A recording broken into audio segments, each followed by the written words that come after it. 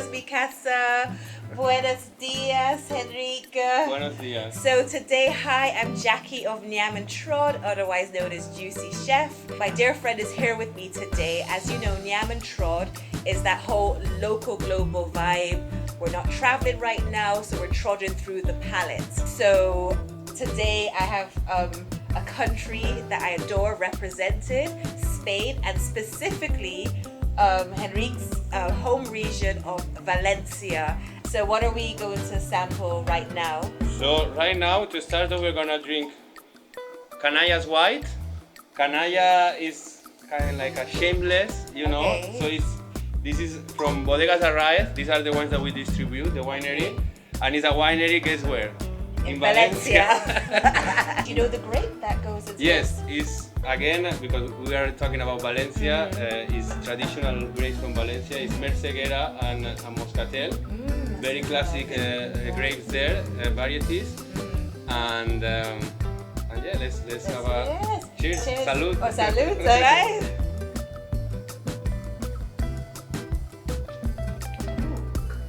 That's lovely. Can you describe our appetizer today? So for the appetizer today, we're gonna have a spencat, which, as I said earlier, is a cold salad with roasted vegetables, sweet pepper, onion, and eggplant. I was about to say aubergine. Oh yeah, aubergine. I know it's aubergine. Yeah. Yeah, here in Jamaica, it's eggplant. For you guys abroad, it's aubergine. So this one, as Juicy was saying, you will find the recipe on her blog. But basically, you just put it on the oven and roast it, and then later we peel it and break it down, and then cool it, and then it's how we serve it. We're gonna add a little bit of salt. Okay, so this dish is served, is it room temperature then? Room temperature, or even cold from the fridge is nice, especially in summer weather like here, you know. Yeah. We're gonna add some olive oil to it. And what's the salt that you just put on this nice flaky salt? What did you just put on it? Yeah, that's Maldon salt. You Oh, know, from I'm in the love UK. with, you know, from you. That's the one thing that I carry from England, right? Oh, that looks delicious. And then we're gonna mix it a little bit. Unctuous, guys, rich. Look at those colors, that bright red from the tomatoes and the peppers. Oh, that looks divine. Ooh. The Mediterranean style of cooking is that it's all about the product and about enjoying the freshness and no need to put too much to overcomplicate the things. So. Right, and it's the healthiest. The Mediterranean diet actually is one of the healthiest. The olive oil is a staple, so as a fat, so we don't use a lot of butter, we don't use a lot of other type of oil, so it's mainly olive oil and a lot of grill. Drizzle with oil, so not too much fry, not too much. So. Right, oh, it's delicious. So I'm about so let's to dig have in. some breaded sticks. Yes, oh look at this, this is perfection. This is fantastic. So guys, we're gonna do a little clearing up. We're gonna finish eating this, line our stomachs, and then we're gonna start prepping for his famous paella. Let me tell you about this paella we're gonna do today. It's traditionally made in Easter because as here in the Easter time, no, when you don't supposed to eat meat. Right, we eat a lot of fish during Easter, like our sprats and our fried fish. So this paella is the paella that you will have on the Easter season, you know. Yeah. We had this saltfish overnight in water just to get it, you know, to get rid of the salt. Right, and the beauty of this dish too, it's a group dish. It's for friends, it's for family. You know, it's just, you know, served for everybody. So I was about to say, like, it's like they say here in Jamaica, no, you will tell me better. The runabout thing. Runabout, yeah. exactly. This is definitely a runabout. Yeah, paella is runabout, 100% runabout, you know, like. So far, saltfish, garlic, cauliflower. Everybody has access to that. So we're removing this lovely golden crusted cauliflower from the paella. Let's add the garlic, Yeah, and then you can tell us some more about. Yeah, and then have the onion ready. Yes. To put it straight away. Okay. So you can add the onion now. Alright. So just a little bit the garlic, adding some more flavor. The onion. Right. Tip all that flavor out. Yeah. So the next ingredient, we're going to use local scallion, Jamaican scallion. Abroad you call it green onions, but our scallion is scallion, now it's spelled the French way. It has a unique flavor, right? I enjoy working with it. It's so distinct, and that's what makes Jamaican food special. So this is Jamaican Spanish fusion almost, because the ingredients that we're It using. happened to be that the ingredients are very similar. They are right, you know. So that's let's, the beautiful. if you don't mind to pass me the Sure. scallion, we call it in Valencia, we call them ice tenders. Okay. Which is, it will be like, I don't know why, it's translated literally, it will mean like tender garlic, you know? Right, So okay. I guess because they are family, you know, with the... So good, that smells. And this is crushed tomatoes, like Yes. pulverized plummy tomatoes? Yes, natural tomato. Okay. I don't know the name now in English. Okay, so he's grated, guys, this tomato to make this sofrito.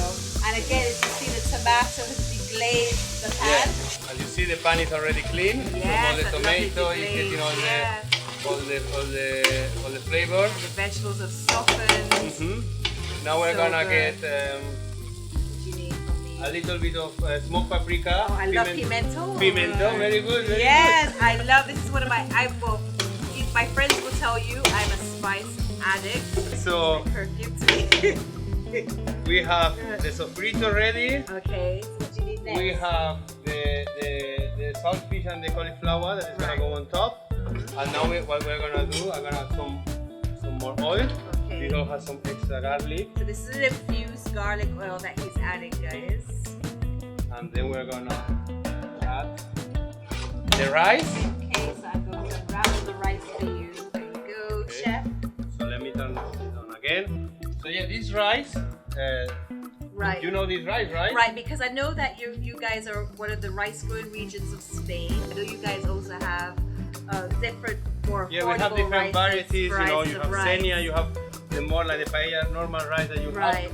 This one I carry bomba rice for today. Right. Because this paella is a paella that my dad makes all the time. Right. And he likes to make it with bomba. Right. You know? Yes. So this is a little bit of his honor. So, That's you know, right.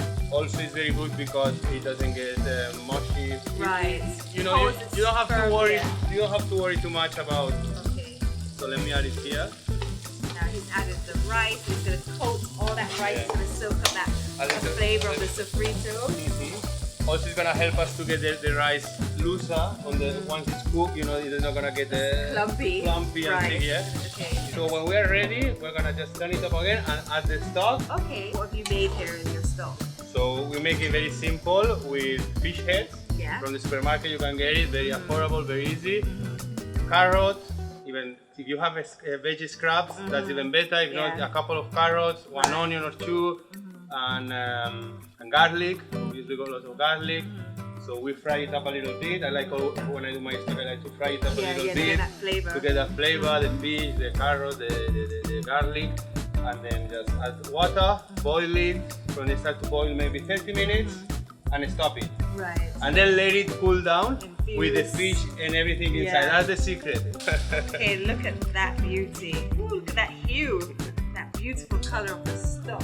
Fantastic. Yeah, we also add some paprika in this. I forgot Right. to say in the stock? stock. I also Okay. add some paprika when I fry the fish. Wow. So look at that part. Look at that. We're Bring gonna it put back. it up. You're gonna bring it And to a it's boil now. Boil now, And then you're we're gonna gonna simmer. we're gonna boil it hard. We're gonna Right. see it's gonna be bubbling hard for around 5 minutes. Okay. And then we're gonna let it Simmer. simmer. Okay, so when Enric was finishing off putting the cauliflower, the saltfish, I ran into the kitchen to get this second bottle that he brought for us to go with this. But in the meantime, though, this is the soccerette I'm seeing around the edges right now. Yeah, it's getting, you can see the crispiness, the coke is getting a little bit burnt, so that means it's been already the time. Okay. And we're just waiting a couple of seconds more, you know, to get the socarat. Socarat means burn, it's the bun, you have a word in Jamaica. The bun, you know, that Yeah. nice when you cook your rice and you have that little crispy rice at the bottom of the pan. That is Yeah, basically so what it is. basically is that. And I noticed the art is similar to It's from our artist friends. Eduardo Bermejo. He Okay. works with Bodegas Arraiz too. And he Guys. designed this bottle. They have other bottles designed by him, but this particular And I one. love what it says. Senor Tony Jerez, I guess is the owner. Yeah, Tony Arraiz, yeah. Right, the winemaker. And I love here his quote on the back of the bottle: "For people who love dancing in the moonlight, living life to the full, and having fun until daybreak, night birds together in the best possible company." This guy's my type of person. We choose this wine for the occasion, not only because to match the art that we have at the back of us, also because we thought that will be a great wine to go with the rice, with the seafood. You know, it's a very intense wine, and I think it's gonna match perfectly with the intensity of the saltfish rice paella. Yes, thank you. Cheers. Salud. We're gonna take a break to indulge in this lovely paella, and then after we're going to make dessert, right? And with that dessert too, we're gonna also pair with a very interesting wine. Enric, could you tell us about the dessert that we're gonna have? Again, it's typically Valencian as well. So we're gonna have buñuelos de calabaza in Valencian, in Spanish, buñuelos de calabaza. Here now he has this puree of pumpkin. Yeah, we roast it in the oven. Okay. Let me tell you something about pumpkin too in Valencia, you know, because today is all about Valencia and about food. Exactly. Pumpkin is something that you can find also in the bakeries, and then they sell it, the pumpkin itself, and you eat it, and it's sweet and nice because it's been cooked. It's nice. Like I remember as a kid, I will eat even the skin and everything because it's soft. I know how you roast it, but for our audience, you roast it without not just plain. You sprinkle a little bit of oil. That's it. Okay, guys, so you just roast it with a little oil, and that's it. So what we're gonna do, we're just gonna mix it properly until it gets, we're gonna get 2 hands. So he's incorporated and kneading the pumpkin, the yeast, and the flour together. Yes, and then once we have a consistent paste, a consistent dough, we're gonna let it rest, cover it up for 30 minutes, 40, also keep an eye. So we have some foil here, and he's gonna cover it. We want it to grow because remember we put the yeast, so we want it to grow, so it's gonna get fluffy. Rise. That's the word. So our batter has risen. Oh my god, you can see that perfection. You see the little bubbles in there. The yeast has been working its magic. The oil is shimmering. So I think it's ready to fry. We're ready to go. So take us through the process, what you're going to do. So we're gonna get our hands wet because this dough is very sticky and very, so we're gonna avoid it to get sticky on our hands by wetting our hands. And then we're gonna get a little bowl. And that's we have Look at one. That sizzle. So guys, make sure your oil is properly hot. Very, very hot. So you could probably take a little piece of dough and test the oil first, right? We did taste it before this, so that's why we knew that it was ready. Okay. Right. It was ready. Traditionally, you will get them on the street. As I said, made up from these lovely grandmas, and they coat it in sugar and put it in this cone thing, and they sell it to you in this paper cone. It's also a street food. It's a street food thing, as well. See, street food is always the best food. Some of the churros carts, we will make this too, especially on Valencia and in Fallas is the time for eating the buñuelos. Speaking of Fallas now, so it's a huge festival, so can you tell us the history of it? So Fallas is a festival that comes just before Easter when the spring comes. Okay. So it's to celebrate the end of the winter and the new year coming, the spring, the flowers, the massive party, like people from all around the world come. Yes. And they do these big sculptures in the street. Like I'm talking like 3 floors, I can imagine. 4 5 floors massive. up, I've massive. seen pictures, They are for 3 4 days, 5 days. Look at that color. So we're looking at about 3 to 4 minutes tops. Because I see it's changing color. Turn it around. Make sure we want. This is the color that we want, like the dark, So we're gonna wait for the other side and put them out. Okay, ready. And you just drain it on some paper towel. So guys, you see, this is one that we already pre-tested when he was checking out the oil. So of course you're going to drain them off in paper towels when he's ready. And it just looks so good. You don't mind to pass me the plate, please? Yes, thank you. There you go. Santa, our friends are going to love these. We've had it chilling, the Kava Sutra. Play on words again from this vineyard, just like the Kama Sutra, very sensual. So this is the first one we are going to pair with, and because we're spoiling you Nyam and Trod readers, we have something that's even more unique, very hard to find outside Valencia, that Enric has gifted me with, but I still wanted to show you guys on camera, which will be the second beautiful bottle and look at the art. Again, I'm in love with this winery just for the art alone. So this is Mistela, that is the Mistela is the drink, and it's called Mistela. Again, it's playing with the word. That is a Mistela, right. is a lady. If you see the design, is also based on the fabrics from the traditional costumes from Fallas. So this is a Fallas dessert, and this is a Fallas drink too, you know? Yes. These are easy for you to make at home. Again, it's, you know, pureed roasted pumpkin, just regular all-purpose flour, some yeast, good old sugar. On a Saturday morning, sometimes they get together and they organize it and they sell it on the, like just some here you have some people selling soup on the street. Right.